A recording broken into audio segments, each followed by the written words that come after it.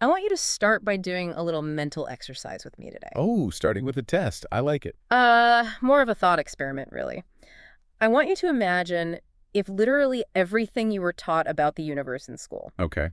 So things like the Big Bang, the existence of black holes, the idea that galaxies are driven primarily by gravity. The foundational stuff. Right. Even the core concept of our own sun functioning as this giant self-contained nuclear furnace. What if every single bit of that was completely backwards? I mean, that is a massive mental leap. It is. And just to be clear up front for everyone listening, our job today isn't to declare that Einstein was wrong or that the architects of modern physics have been intentionally misleading us. No, definitely not. We're just putting on our explorer hats to navigate the specific arguments these alternative theorists are making. Because whether you ultimately agree with them or not, looking at the cosmos through an entirely different lens is just, well, it's a fascinating thought experiment. Exactly. So our mission for this deep dive is to explore a wild stack of transcripts and materials from a group known as the Thunderbolts Project. Yeah, there's a lot of material here. Volumes of it. And the goal is to unpack this massive alternative cosmological model they call the electric universe theory, or just the EU theory for short. Right. We are going to explore three main questions today. First, what exactly is this electric universe theory? Second, how does it wildly differ from mainstream astrophysical thought? And third, why do its proponents argue that modern science desperately needs this massive paradigm shift? It is a sweeping topic. Yeah. And to sort of set the scene for why this theory even exists, I want you to notice how modern astronomy is constantly bombarded with discoveries that seem to just completely baffle mainstream scientists. All the time. Every other week, if you look at science news, there is a headline about a surprising discovery or some impossible cosmic object that defies all expectations. Yeah, things that shouldn't exist but do. Exactly. I've actually changed the visual backdrop behind me to a sprawling, starry cityscape just to symbolize the vast, interconnected cosmos we're about to explore today. Because that idea of real-time interconnectedness is really at the heart of their critique. Okay, let's unpack this. Because if you've ever felt frustrated reading about a new cosmic discovery that requires inventing yet another invisible particle to make sense of it all, You're not alone. right, you are definitely not alone. That feeling of constant surprise in mainstream astrophysics is exactly where the electric universe theorists start their critique. They point out a very basic rule of thumb in science. Which is? When a theory needs constant fudge factors to work, the theory is fundamentally broken. Yeah, and that is the core of their argument. The sources we're looking at argue that modern astrophysics has effectively replaced physical reality with pure mathematics. Yes. Rather than observing nature and working from tangible physical causes, scientists are, according to this theory, inventing unobservable concepts just to make their equations balance out. Right, we're talking about things like dark matter, dark energy, and black holes. Because when mainstream astronomers look at a galaxy spinning, the outer edges are spinning so fast that, based on the visible mass, the galaxy should just fly apart. Like a merry-go-round spinning too fast and flinging the riders off. Exactly. But instead of saying, hey, maybe our understanding of gravity is wrong, the theorists argue that mainstream science just invents invisible glue. Dark matter. Dark matter. And they say it must be holding everything together. Precisely. According to the electric universe proponents, these aren't physical objects you can observe in a lab. They're mathematical inventions created to fix a gravity-centric model that fundamentally doesn't work when we look at the actual observational data. And reading through this Thunderbolts material, I was struck by some incredibly specific examples of how these core models are constantly clashing with reality. Yeah, they brought up some fascinating case studies. Take the Vela pulsar, for instance. Oh, that was a wild one. Right. Mainstream science claims that pulsars are these super-dense neutron stars. The standard explanation is they're packed so tightly with neutrons that a single teaspoon of this stuffed neutronium would weigh billions of tons. Which is already hard to wrap your head around. And they're spinning incredibly fast, often compared to a dentist drill, sweeping beams of radiation across the sky like a lighthouse. But then scientists observed the Vela pulsar. And this raises an important question. What happens when the observation contradicts that established lighthouse model? It breaks the model. Completely.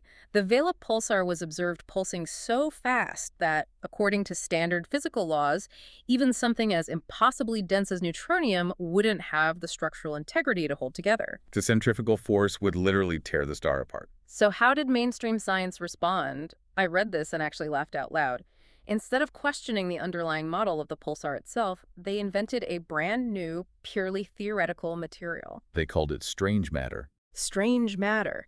They hypothesized that the core of this pulsar must be made of strange quarks, something even denser than neutronium, just to keep their existing theory intact. It sounds like they just wrote insert magic here on the chalkboard to make the math work. The electric universe sources argue exactly that. They state this isn't acceptable science, it's just stacking invisible concepts on top of each other. And that critique extends to one of the most massive pillars of modern astronomy, too. Big Bang. Right. Wait, the Big Bang is on the chopping block too? I thought that was as settled as science gets. In the mainstream, it absolutely is. Yeah. But the entire concept of the Big Bang and the expanding universe relies heavily on the idea of redshift. Okay, remind us how that works. Mainstream astronomy assumes that the more a galaxy's light is shifted toward the red end of the spectrum, the faster it's moving away from us. Think of it like the Doppler effect with sound. Like when an ambulance speeds away from you and the siren's pitch drops. Exactly. In astronomy, they assume light from distant galaxies stretches into longer, redder wavelengths because those galaxies are racing away from us. Therefore, high redshift means it's incredibly far away and moving incredibly fast. But the theorists here bring up the work of an astronomer named Halton Arp. They actually call him a modern-day Galileo in these texts. Arp's work is central to their argument. What did he find that was so disruptive? Well, his observations challenge that entire foundational assumption.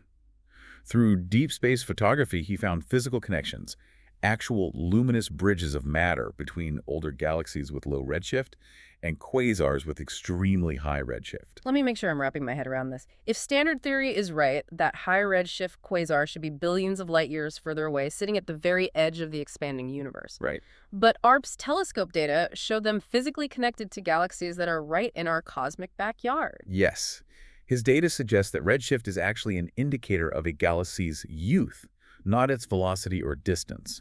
The sources explain that these high redshift quasars are actually newly formed clumps of matter being ejected from the active cores of older, low redshift galaxies. That flips the whole model upside down. And here's the kicker.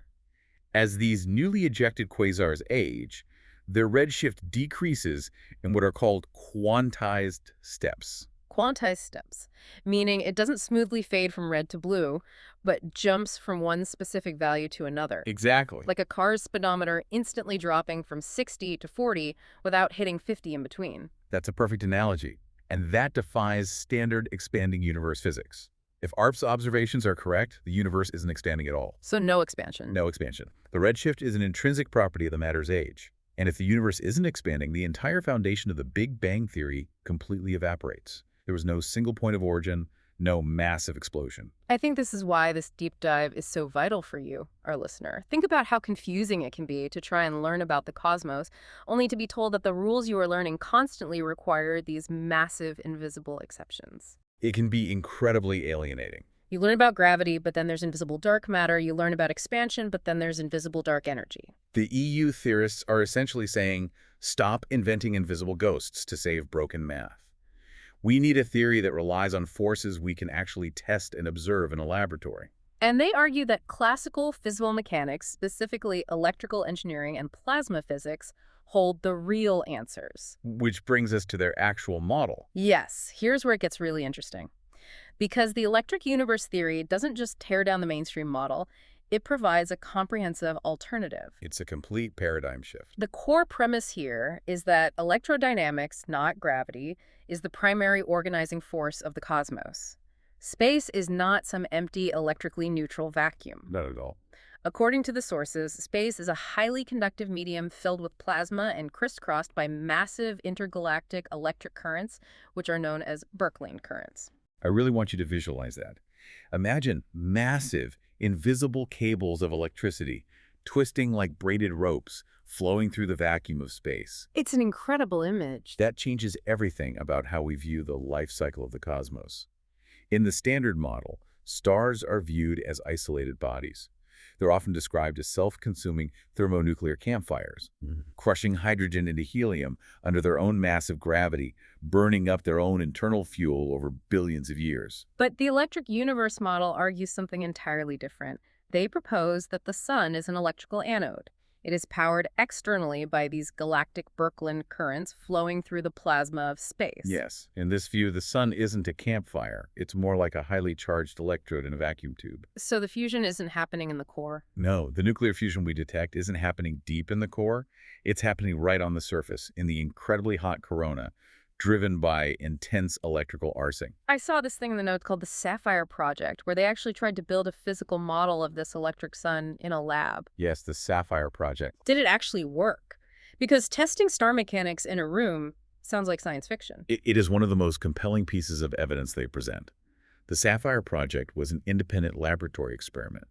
Engineers basically built a physical model based on the electric sun hypothesis. Okay. They placed a metal alloy anode inside a vacuum chamber, introduced hydrogen plasma, and ran direct electrical current through it. They didn't Hey guys, this will end part 1. We really hope you enjoyed our discussion so far. We will be back tomorrow with the second half of this episode. Thanks for watching.